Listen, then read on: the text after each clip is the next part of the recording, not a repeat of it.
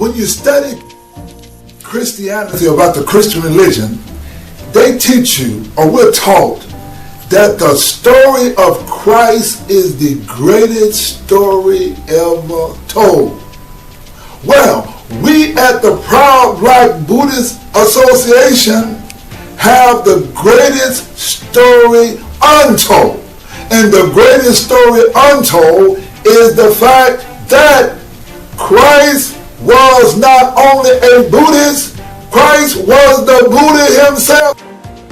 The ancient Buddhist text, the Vinaya Pitaka, mentions the Blami of Nubian Sudan in the ancient capital of Ethiopia at Meroe around the 4th century before the Christian era.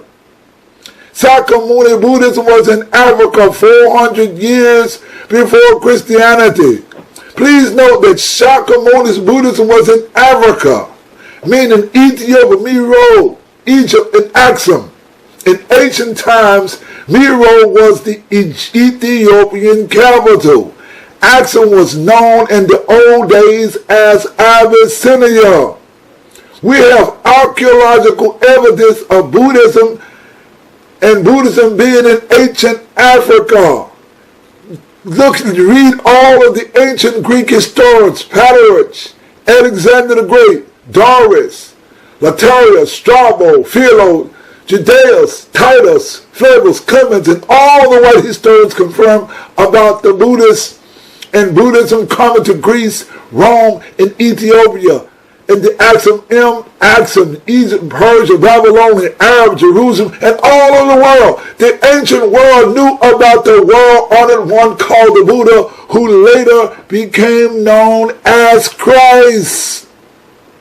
Now, let's understand, in our Western culture, we were brought up to believe that the story of Christ was the greatest story ever told.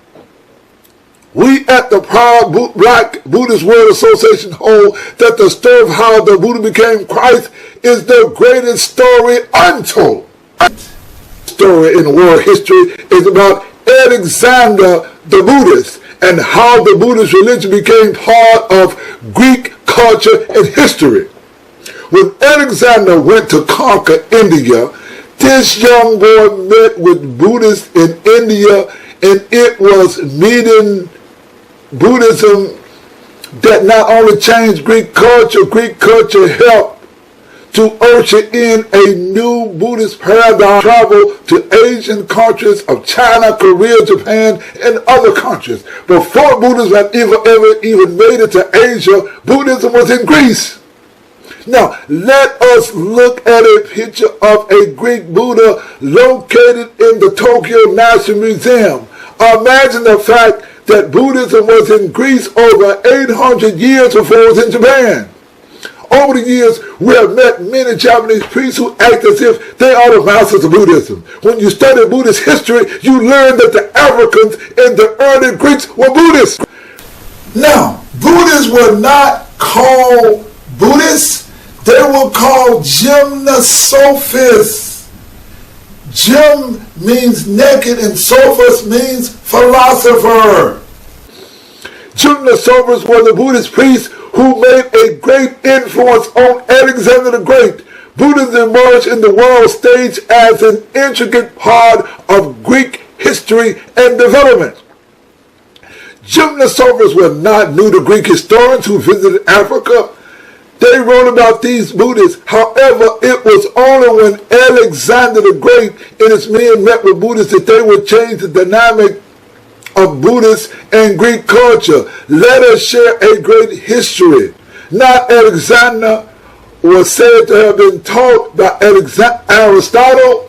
Aristotle was taught by Socrates, who was black and Buddhist. Socrates had been introduced to Buddhism, and he was a Gnostic, meaning knowledge. Look up the word metempsychosis. It is the same as reincarnation. People, let's understand. Let's go into this Greek history. Now, unknown to most people, what is known as Hellenist philosophy or Greek culture is and syncretic system of West and East. Buddhism became an intricate part of Greek culture. Just Google the word Greco-Buddhism. Socrates, a Buddhist, taught Plato. Plato taught Aristotle, and Aristotle taught a young Alexander. It was no mystery why Alexander the Great was fascinated with Buddhists, who were called gymnosophers or naked philosophers when he came to India. The Greek philosopher Pythagoras was a Buddhist. The Buddhists were called Semidians. Look at Pythagoras, or the Pythagorean theory. Look at the Gnosticisms, were just Greek forms of Buddhism. The influence of Alexander the Great explains how the Buddha Shakyamuni of India became Christ. See, Buddhism deals with the law of cause and effect. We will give you the cause and effect relationship as to how the Buddha became Christ. When Alexander the Great tried to expand into India, this is the time in our history when the East meets West. Alexander did not make it all the way into India, and then he got turned around by the Nadas. We will tell you that story in another lecture, how the Nadas conquered the Medium Empire, which brought in Asoka, but that's a different lecture. Now, what happened, however, was the land of India leading up to India that he did conquer, the generous set kingdoms, whereas the Greco-Buddhist syncretic culture emerged that allowed Buddhism to become a part of Greek culture. This culture was called Hellenism. Hellenism was a Buddhist Greek culture people. Alexander the Great died, I think around 33 years old. He was a young man, but his generals occupied the land near India and all over the world, and this culture of Hellenism spread it in that part of the world. Now, there are many names that Buddhists were called. They were most known as gymnosophers or Semidians. The Semidians were the dedicated Buddhist priests who introduced Buddhism to Greek culture. The Semidians of India later became known as the Greek religious order known as Essenes. They were the Jewish. The Essenes practiced all kinds of teachings. They didn't just study the teachings of Shakyamuni. They studied the teachings of Hermes. They studied all the great Egyptian sciences. There's a word called therapeutic that comes from the Buddhist word Theravada. The therapeutic were the Jewish Hellenist Buddhist priests. Most Christians can follow the story in that they know from Christian history that the Persians conquered Jerusalem and took all the Jews to Babylon. When Alexander the Great conquered Persia, the Greeks let the Jews go back home to Jerusalem. The therapeutic were the Jewish Buddhists who lived in the Hellenistic Greek empires. One such group of therapeutic were the Essenes. To understand how the Buddha became Christ, let us look at the teachings of the king of Judea called Alexander Jannaeus, known to some as King Jonathan. The king of Judea. Let us stop for a minute because what I'm about to say will blow your mind. The Jewish king Alexander Jannaeus was a Buddhist. He did not call himself a Buddhist. He was in essence a priest who lived the Buddhist lifestyle. They were vegetarians, knowledgeable, and they lived in a compound with other priests. The Essenes got into bloody battles. Let's take a closer look at the Essenes. To get an understanding as to how Christ was a Buddhist, we have to go before the reported time of Christ and meet Hebrew king Alexander Jannaeus. Alexander Jannaeus was not just some Buddhist in Jerusalem. Alexander Jannaeus was the king and high priest in Jerusalem. who got into bloody wars with the Pharisees or the Jewish priests. Jewish history tells us of bloody battles between the Pharisees and the Sadducees. Now, the Jewish Buddhist connection happened when Jewish high priest and king Alexander Jannaeus became an Essene. Now, let's go back into history. The Buddhist king Asoka sent missionaries to the Greece hundreds of years before Alexander Jannaeus. He sent missionaries known as Theravada. Now, this name arrived from Theravada Buddhism. Now, a culture emerged in Greece and in that part of the world.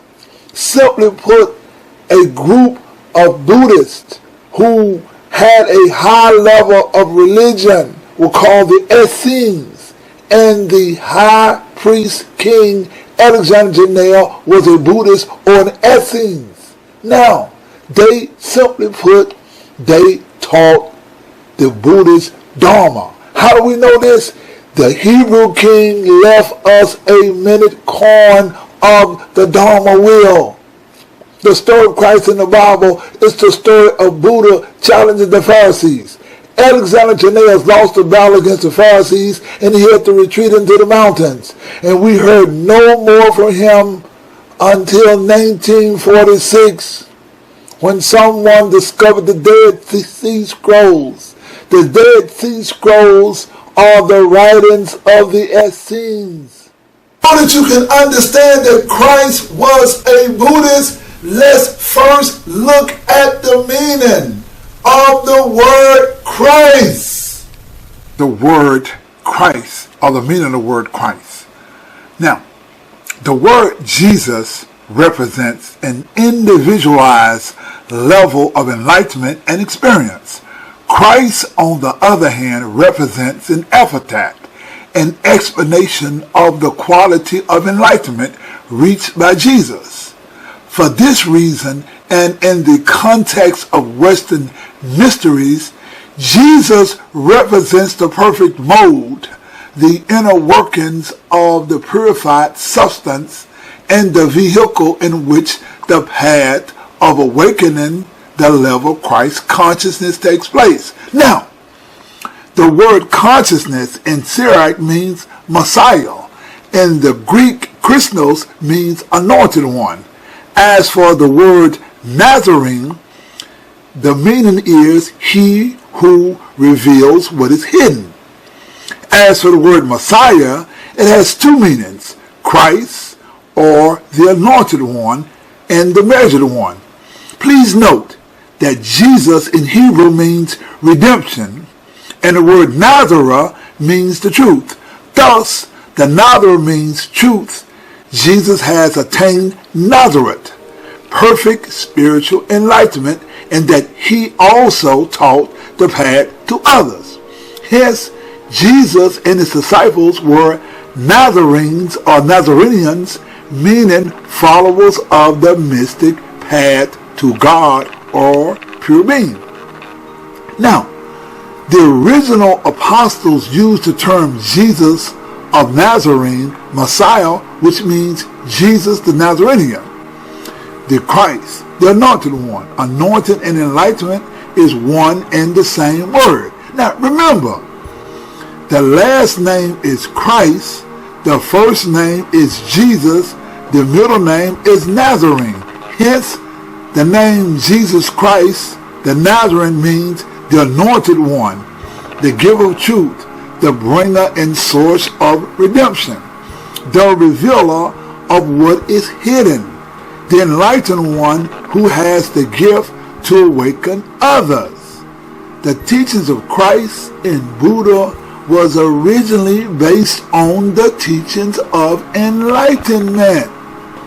In the language of the Christian mysteries, the name Joshua corresponds to Jesus' existence as a heavenly power in eternity, the perfect mode, the initiator and the savior of the Christian mystical mysteries. Hence, it is the transcendent spirit beyond the realm of physical matter, On the other hand, Joshua represents Jesus, represents the immanent spirit present within physical matter. I get down on my knees and I pray every day. I pray the Lotus Sutra way. I pray every day to do my best to practice peace and love and respect. I get down on my knees and I pray every day. I pray the Lotus Sutra way, devotion to the mystic law and cause and effect teaching. I believe and wisdom preaching.